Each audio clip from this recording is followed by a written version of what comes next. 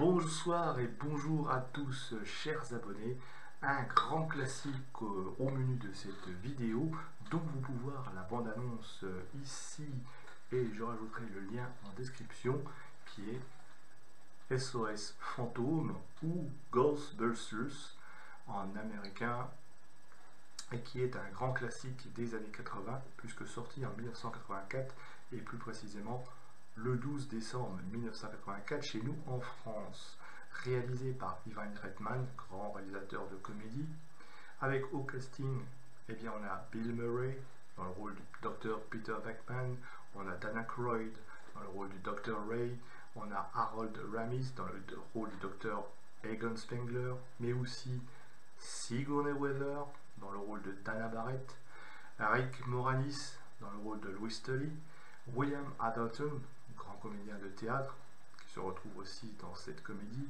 et Ernie Hudson dans le rôle de Winston Zeddman.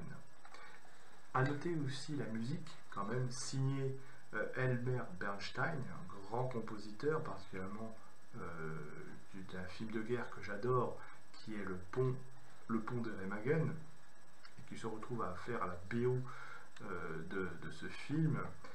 Ce film qui a rapporté, qui a eu un budget quand même assez modeste pour l'époque de 20 millions de dollars et qui en a quand même rapporté au box-office 295 millions de dollars. Et oui, c'était un succès mondial interplanétaire à l'époque. Et à ce titre, il est resté quand même le film le plus rentable aux États-Unis pendant 6 ans, jusqu'à ce qu'un autre film le remplace, à savoir Maman j'ai raté l'avion.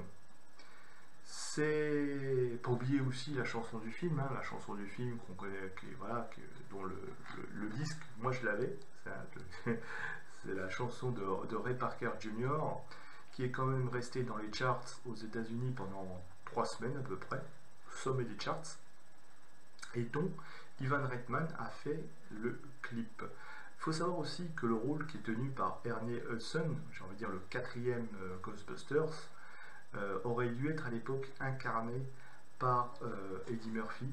Malheureusement, Eddie Murphy était pris sur la réalisation du flic de Beverly Hills et il n'a jamais pu le faire. Écoutez, c'est pas plus mal parce que peut-être qu'il aurait incarné. Bref. Mais c'est comme ça que ça fait. À savoir aussi que, en réalité, le film était prévu à l'origine pour non pas Dan Aykroyd et Bill Murray, mais Dan Aykroyd et Jim Belushi, le fameux duo mythique des Blues Brothers. Mais Jim Belushi étant décédé assez brutalement, il a fallu lui trouver un remplaçant et ça a été Bill Murray dans le rôle du Dr Venkman. Alors l'histoire, tout le monde un petit peu ou presque la connaît. C'est l'histoire un petit peu de comme ça 3 professeurs en parapsychologie, parapsychologie de l'université de New York, et qui vont se retrouver virés parce que leur expérience, bah oui, c'est pas très scientifique, et donc ils vont se retrouver virés comme ça de leur université. Et ils vont monter un petit peu leur petite entreprise, on va dire, des autres entrepreneurs, quelque part, et de chasseurs de fantômes ou d'entités un peu paranormales, d'ectoplasmes, etc. Et ils vont se retrouver comme ça à être des chasseurs de fantômes. Et puis, toute l'histoire va poser autour de là, bref, etc. Et puis on a jusqu'au jour où on a ça la petite amie, Sigourney Weaver, qui va être Dana Barrett, qui va être faire appel un petit peu à ces espèces de scientifiques sauveurs un petit peu. Et puis à partir de là, tout va s'enchaîner. Il était dans un monde. Bref, peu importe, tout le monde connaît cette histoire. Je n'ai pas besoin de la détailler. C'est vraiment une chasse aux fantômes avec un espèce de dieu babylonien qui revient dans New York. Tout ça, et puis finalement ils vont l'affronter et puis sauver la ville et sauver Dana Barrett, et puis voilà, tout le monde est content. Bref, les effets spéciaux sont assez exceptionnels. Les décors, je vous ai pas obligé de parler de John de Cuir qui réalise là un grand monsieur qui a réalisé chef décorateur de grands films comme par exemple Cléopâtre, qui avait à peu près entre 70 et 80 ans à l'époque, et qui nous réalise des décors style temple babylonien qui sont de toute beauté. Je ne veux pas aller par quatre chemins, c'est un film que j'adore, c'est un film pour moi, c'est un film de mon enfance, sorti en France le 12 décembre 84, que j'avais vu à l'époque avec mes parents. Voilà, je venais d'avoir 11 ans, je suis né en fin d'année 73, donc j'avais 11 ans quand le film est sorti. Et j'allais dire qu'à l'époque j'avais bien aimé. Alors oui, la nostalgie parle, hein, parce que c'est un film qui a quand même conditionné une bonne partie de mon enfance.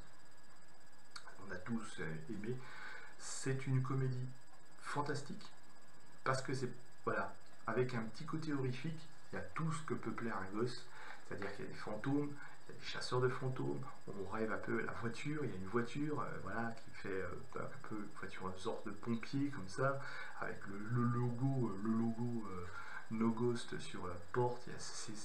C'est assez, alors c'est assez horrifique, mais en même temps c'est une comédie, c'est pas quelque chose d'important, et surtout le casting qui est très important, très intéressant, comme Sigourney Weaver, qui se retrouve embarquée avec joie dans cette aventure, elle qui jusqu'à présent avait fait que des rôles sérieux. Le dernier rôle en date qu'elle avait fait, c'était quand même Alien, le premier, 8e passager. C'est quand même pas un rôle très léger qu'elle fait. Là, elle se retrouve à réaliser dans une comédie assez horrifique, assez loufoque, avec cette bande de Bill Murray, d'Anna Croyd qui viennent des comiques de la télévision. Je rappelle que ce sont quand même un petit peu, ils ont commencé dans le Saturday Night Live, et bien sûr, d'ailleurs, à ce titre, film très new-yorkais. J'ai oublié quand même on peut la citer au casting, la ville de New York. Alors, ça n'a pas été tourné à New York. On va dire 60% du film a été tourné à New York. Il y a une séquence, celle de l'hôtel, je crois, qui a été tournée à Los Angeles, dans un hôtel, je crois que c'est l'hôtel Biltmore, enfin l'hôtel Sedgwick, qui est censé être à New York, est en réalité l'hôtel Biltmore de Los Angeles. Et tout le reste, par exemple, tout le reste a été retourné à New York. Alors, pas l'immeuble, hein, l'immeuble existe vraiment. Bien sûr, ils ont pris un immeuble qui existe réellement, mais ils ont un petit peu trafiqué le décor, un peu, je sais pas, avec des surimpressions, avec des décors. Bah oui, les effets numériques n'existaient pas. Et tout le reste, aussi du studio, etc. Bref, peu importe. Mais New York est très bien présente, puisqu'il y a quand même des scènes, beaucoup de scènes qui sont filmées à l'extérieur de New York, avec des figurants qui, je veux dire, ils ont été un petit peu surpris par le nombre de figurants qui, à chaque fois qu'ils faisaient des films, sont venus dans la vie, etc.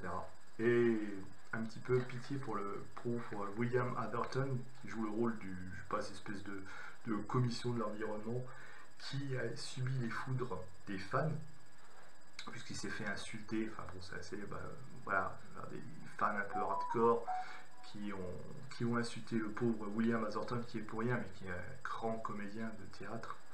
Et c'est ça qui est assez intéressant, d'avoir réuni quand même un casting entre acteurs de télévision, acteurs de théâtre, et puis convoquer des grands noms du cinéma comme Elmer Bernstein, le compositeur, parce qu'on l'oublie toujours. Et oui, il y a la chanson Ray Parker Jr., mais il y a aussi toute la BO qui est quand même composée par Elmer Bernstein, les décors de John DeCuir, qui fait un travail exceptionnel quand même là-dessus, faut le souligner. C'est quand même lui qui a fait Julie, qui a fait les héros, qui a fait des films, des décors des films comme Cléopâtre, donc pas n'importe qui. C'est un film, c'est vraiment une comédie qui, au même encore aujourd'hui, quand on se regarde, eh ben, passe crème, quoi. Parce que c'est fait à l'ancienne, c'est fait avec le cœur. On voit que c'est une bande qui s'est amusée pendant tout le tournage, qui a pris un petit peu à cœur leur rôle. Même Sigourney Weaver est à fond dedans, même Rick Moranis qui a quand même un petit rôle, un petit peu de personnage, on va dire, personnage un peu burlesque, mais qui est un homme très intelligent, puisque c'est lui qui a signé quand même la plupart des répliques du film. Voilà, il y a vraiment tout qui faisait que pour les gosses de l'époque, eh bien c'est la première fois qu'on voit des fantômes, c'est vraiment toutes ces choses-là, et on comprend pourquoi ce film est devenu culte pour une grande partie de ma génération, la mienne, et tous ceux qui sont nés un petit peu à la fin, fin des années 70, c'est vraiment notre comédie à nous, enfants des années 80. Alors, on peut en penser ce que l'on veut, mais voilà, il y a des scènes qui resteront à jamais cultes. Hein, je veux dire, la scène de l'hôtel, c'est le Sedgwick, hein, où vraiment le film commence et trouve un peu, où vraiment trouve son intensité avec le fameux Bouffetou. Moi je l'appelle Bouffetou, je sais pas comment il l'appelle, je crois que c'est Baveux ou truc comme ça, peu importe. Moi je l'appelle le Bouffetou, hein, le monstre vert comme ça, avec l'utilisation des armes, un peu des armes nucléaires en fait, et puis qui tirent des espèces des effluves nucléaux, etc. Surtout ne croisez pas les effluves, on verra ce qu'il en est. Avec les pièges, tout ça, voilà, la grosse machine, et puis la scène, des petites scènes un petit peu comiques comme ça, bon, comme par exemple le. Bon, c'est pas très fin, mais l'histoire de la fellation suggérée d'un fantôme à Dan Aykroyd dans le film, on ne sait pas si c'est un rêve ou si c'est la réalité, enfin si rêve ou si vraiment c'est vrai. Bon, c'est une petite pochade, mais c'est marrant aussi. Euh, la scène, voilà, quand il découvre dans le frigo tout ça, etc.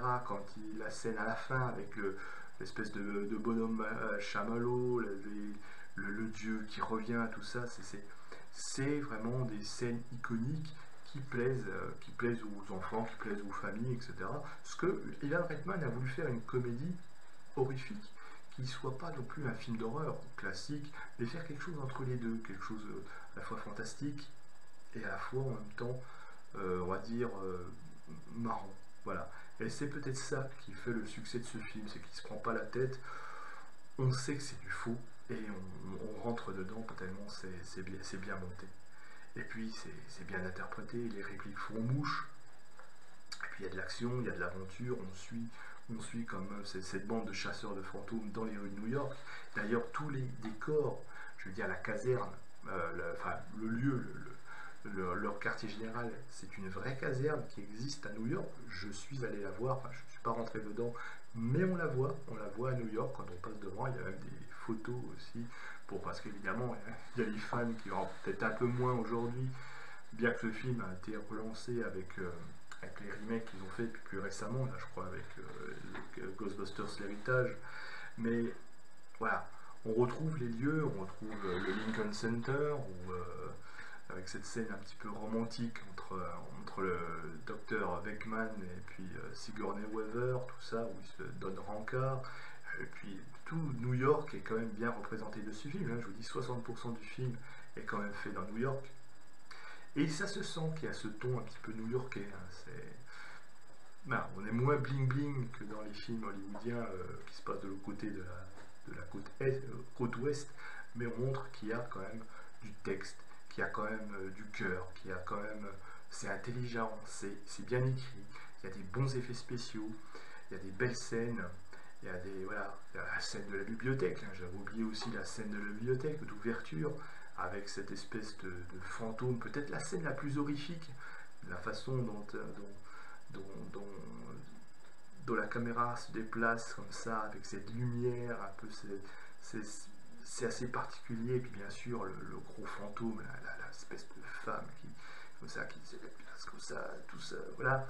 La scène dans les couloirs de l'hôtel avec le Bouffetou comme ça qui s'en va comme ça qui passe à travers le mur,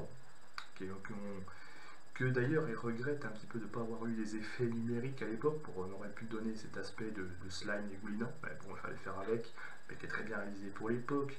Je veux dire, avec des effets pratiques qui sont peut-être aujourd'hui font sourire, mais par exemple dans la scène de bibliothèque avec les fiches qui s'envolent, ils avaient soufflé sur les trucs, mais c'est tellement bien fait, quoi, ça donne vraiment une belle allure, comme quoi même sans numérique on pouvait réaliser de très bons films fantastiques. Hein.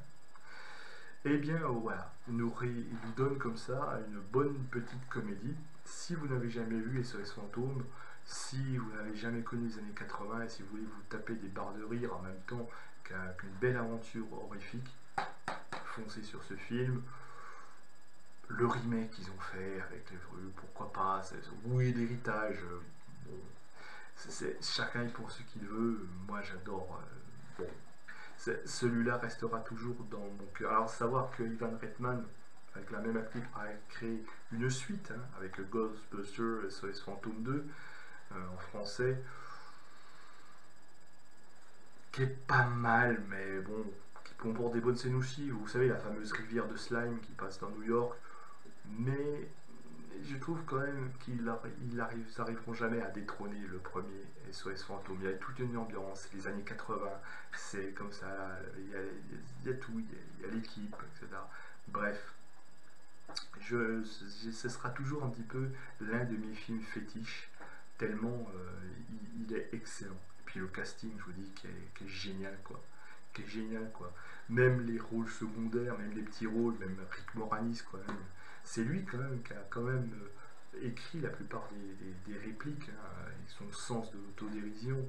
Et puis Sigourney Weaver, quoi. Sigourney Weaver, qu'on imagine pas trop dans ce rôle, comme quoi, mais elle joue, elle se donne à fond.